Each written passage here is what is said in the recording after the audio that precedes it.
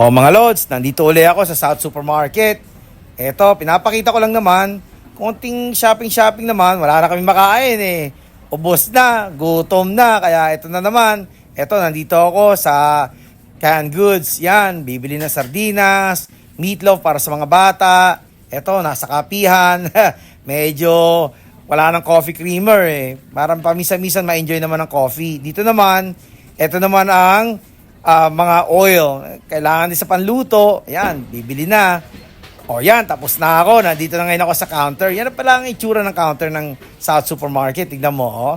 Diba? Ang ganda naman dito, not bad. You know, malaki-laki. Ang daming dito, tinda, Lods. Ang daming yung mga choices. Kung gusto nyo, dito kayo. Tsaka ang dami rito namimili.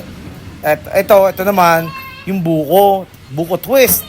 Sarap nito, Lods. Binibili ko lang naman yung medium para hindi masyadong sobra.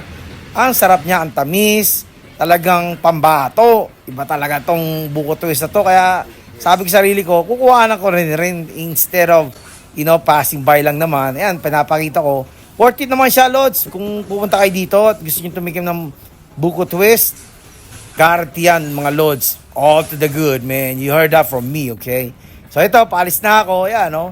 Sip-sip na lang ng mga buko twist. Pinapakita ko lang naman, enjoying that little thing till I get off, so it's all to the good, man. Sarap yan, tamis, worth it.